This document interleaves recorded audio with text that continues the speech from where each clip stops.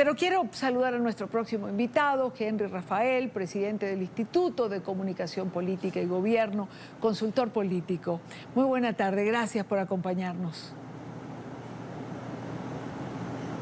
Muy buenas tardes. Primero quisiera preguntarle si tuvo la oportunidad de ver la toma o la juramentación de Pedro Castillo en el Perú. Sí, por supuesto, el 100%. Me encantaría comenzar por allí, que me diera una impresión general de lo que fue este acto para usted o del discurso. Sí, bueno, a mí no me causó sorpresas el discurso de Pedro Castillo, no me causó sorpresas desde el punto final, incluso cuando hizo mención a esa insistencia a la convocatoria a una asamblea constituyente a través de los ámbitos constitucionales para poder hacer una nueva constitución. De hecho, creo que la noticia principal de ayer fue su juramento. El juramento, entre otras varias cosas, por una nueva constitución. Creo que su discurso fue cargado, como casi los discursos de todos los presidentes que conozco, de promesas, de ideas, de aspiraciones, pero con poco aterrizaje sobre cómo se va a hacer, más aún cuando las arcas del sistema financiero peruano y de las arcas nacionales están bastante golpeadas tras el efecto económico de la pandemia por el COVID-19. Adicional a esto, creo que el discurso del señor Castillo no generó mayor, digamos, fue esos discursos, pues, digamos, que si lo vamos a poner un poco en el argot más popular, fue como un pasito para adelante y un pasito para atrás, ¿no? O sea, no terminó siendo algo concreto, porque en algún momento insistió en el respeto a la libre empresa, pero en esos mismos párrafos dejaba otras dudas sobre si este respeto a la libre empresa estaba condicionado a a otras actividades o algunas acciones que claramente podrían delimitar las libertades. Y más allá de eso, creo que tuvo bastante populismo, pero eso ha sido la carga. A mí no me sorprende que sea un discurso populista, porque es una persona que ha sido electa gracias a un discurso populista. Entonces, puedo estar un poco insatisfecho como analista, como gestor público, porque me interesa la gestión del Estado, pero como discurso político a mí no me sorprende. No, creo que era lo que todos esperábamos, ¿no?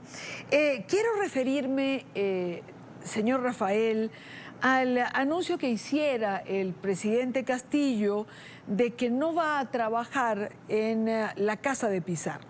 Lo que me hizo recordar, y lo compartí con nuestra teleaudiencia, anuncios similares en el caso de López Obrador y también en el caso de Hugo Chávez Frías. ¿Por qué le dan tanta fuerza a esto? Como si dependiera el bienestar del país de que trabaje o no en el Palacio Presidencial que se ha tenido hasta ese momento. Mire, yo tengo voy a partir de un análisis un poco más genérico de lo que yo considero a veces es la política cuando no hay una práctica de la política. Cuando un jugador de fútbol, por decirlo así, no necesariamente es un experto en técnica, en dinamismo, busca que su arte en el campo no sea por su técnica, sino sea, no sé, porque se tira al piso, porque es histriónico o por algo que lo caracterice. Creo que en la política sucede lo mismo. Cuando hay actores políticos que tienen una bastante carencia de conocimiento del manejo de la gestión pública, comienzan a utilizar argumentos que entretengan un poco a cierto sector de la población en gestos simbólicos. El simbolismo de verdad es importante, en política es muy importante, pero este simbolismo, cuando eres estadista, tiene que tener una razón de Estado y de gestión. Podríamos quedarnos que el simbolismo podría ser interesante, que en el Bicentenario el Perú deje de funcionar en la Casa de Pizarro, o la que se llamó la Casa de Pizarro y que después se denominó el Palacio de Gobierno, porque justamente es un acto de liberarnos de la independencia. Hasta ese momento el discurso suena bien y puede tener una lógica simbólica. El problema es que en efectos de gestión no soluciona, ni al contrario, alguien podría, y yo sería uno de los primeros en decir, que gestos como eso demuestran que ni siquiera se ha estudiado la factibilidad de que Palacio de Gobierno pase a ser un museo. Mire que lo mismo pasó en México, como usted bien ha dicho, y lo mismo pasó con el Palacio Nacional, que dejó de ser usado durante una época y pasó a ser utilizado en la calle, en la casa, usted mencionó el nombre, donde hasta hace poco estuvieron gobernando los presidentes de México. Los Pinos. Y luego López Obrador ha vuelto a la Plaza Mayor de México. Entonces, al final de cuentas, todo esto son gastos de recursos. La directora del Museo de Arte de Lima, una prestigiosa artista, acaba de poner un mensaje diciendo: el Perú acaba de inaugurar un gran museo, el más grande en Lima, y no funciona porque no tiene personal, porque no tiene capacidades técnicas para operar y eventualmente no se le ha asignado el presupuesto que necesita. Entonces, a veces los discursos para este tipo de actividades son discursos, siento yo, más para rellenar emociones simbólicas, pero que nuevamente demuestran las carencias de cualidades técnicas y, en este caso, estadistas de los gobernantes.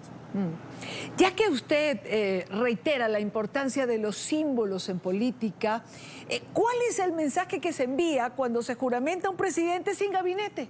Cuando un presidente asume las funciones, pero no tiene con quién trabajar. Mire, eso es algo absolutamente fuera de lo común en el Perú. Es cierto que cuando ha habido cambios transicionales, cuando ha habido una vacancia y entró un presidente de momento, ¿no? Que digamos, como el caso del señor Merino en su momento y después de Sagasti, que claro, hay una espera razonable porque la presidencia ha sido tomada, digamos, inesperadamente por un acto propio de la Constitución, como el caso de que pasó tanto con Merino como Sagasti. Pero en el caso de un cambio constitucional en un proceso electoral regular, esto nunca se había visto. Y tiene implicancias muy grandes. Y que quizás a este momento, mientras usted y yo estamos hablando, por ejemplo, el presidente de la República está teniendo un acto masivo en una ciudad donde literalmente nadie sabe quién ha movilizado las autoridades policiales, políticas, porque para movilizar recursos se necesitan firmas en el Estado.